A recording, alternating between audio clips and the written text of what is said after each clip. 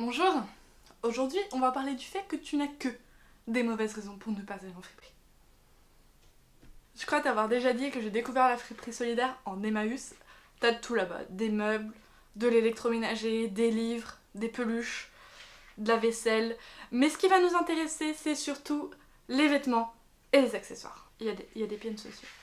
Mais je me doute que quand on est face à ce genre de magasin pour la première fois, c'est pas tout à fait évident. On peut être décontenancé par le mélange d'époque, de style, de toutes les tailles et de toutes les qualités, surtout qu'en général il y a une seule taille par pièce et que la taille n'est pas toujours écrite sur le vêtement. Rajoute à ça un mélange de vêtements usés et neufs, de très grande qualité ou très très bas de gamme, il y a de quoi se perdre.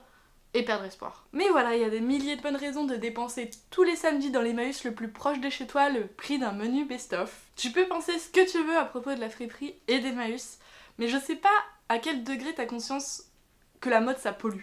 C'est la deuxième industrie la plus polluante du monde. D'ailleurs, si j'étais toi, j'irais faire un tour sur la vidéo de Nicolas Mérieux sur le fast fashion. Déjà, c'est super instructif. Et en plus, la fripe est un peu une solution à cette vidéo.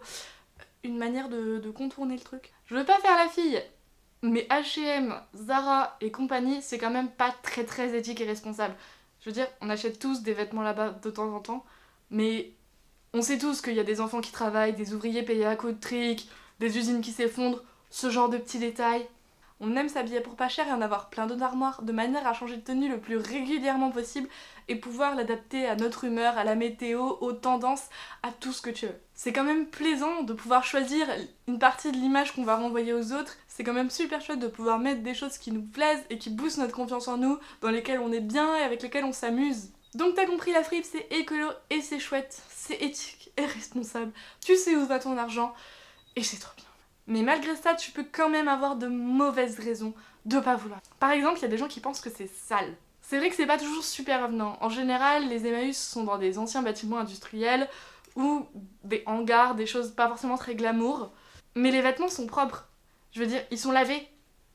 Et oui, ils peuvent sentir un peu la poussière, mais en même temps, c'est pas sale la poussière. Il y en a chez toi aussi, je suis sûre. Enfin, tu passes un coup de suffeur, les vêtements d'Emmaüs, tu les mets à la machine et ils sont propres. Enfin, je sais même pas si t'as besoin de les mettre à la machine fondamentalement. Enfin, si, mais en soi, tu pourrais ne pas le faire. Enfin, c'est pas sale.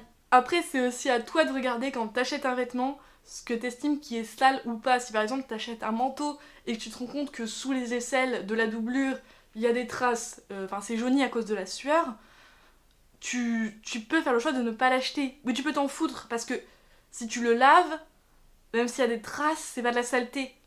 Tu vois. La seconde mauvaise raison que tu pourrais avoir pour ne pas aller en friperie, c'est de penser que ça ne correspondra jamais à ton style. Peut-être que tu penses qu'en friperie, c'est pour les gens qui s'habillent comme des hipsters. Bien sûr, tu peux t'habiller en grand-mère hipster. Et bien sûr, tu peux avoir des pièces originales que tu trouverais pas ailleurs à des prix aussi bas. Tu peux trouver très régulièrement en friperie des surstocks de magasins. Tu peux trouver par exemple des pantalons H&M ou des choses comme ça qui sont neufs. Mais c'est juste que c'est des surstocks et que y a rien à en faire. Tu peux trouver des choses qui ont jamais été portées parce que les gens s'achètent des trucs. Je veux dire, t'en as forcément chez toi des trucs que t'as jamais portés et qui c'est pas qu'ils sont pas beaux, c'est juste que t'as pas envie de les mettre en fait. Donc il y en a plein aussi des trucs comme ça. Évidemment, c'est facile de se faire une tenue un peu hipster, tout ça. C'est aussi pour ça qu'on va en fripe, parce qu'on peut trouver des trucs originaux sans aller dans les friperies parisiennes et payer exactement le même prix que si on allait à H&M. Tu peux t'habiller en fripe sans que ça se voit. Il y a des vêtements en friperie qui sont que tu pourrais trouver à H&M, même s'ils sont pas neufs. Et tu peux aussi t'habiller de manière un petit peu plus originale sans que ça soit complètement dingue non plus, faut pas croire, hein, t'es pas obligé d'avoir fait histoire de l'art pour pouvoir t'habiller à Emmaüs. Donc, pour te prouver ça, je vais te montrer deux tenues en plus de la tenue que je porte aujourd'hui. Bonjour, je suis un chat. La tenue que je porte aujourd'hui est composée d'un top, ce qu'il y a de plus basique que j'ai trouvé dans une friperie, ainsi que d'un pantalon Gérard Darel que j'ai trouvé à Emmaüs à Montbéliard. La première tenue est composée d'une chemise de grand-père détournée avec un petit nœud sur le devant et d'un jean de mec taille très haute qu'on pourrait appeler un mom jean mais pas tout à fait encore. Cette deuxième tenue qui fait beaucoup moins friperie est composée d'un petit chemisier avec des broderies comme c'est la grande tendance cet hiver. Si t'as peut-être encore des mauvaises raisons d'aller à la friperie, laissez-moi en commentaire, je suis assez intéressée de voir. Pourtant j'ai cherché, je te jure, je sais pas, peut-être t'aimes pas te mélanger avec le peuple, t'aimes que le luxe.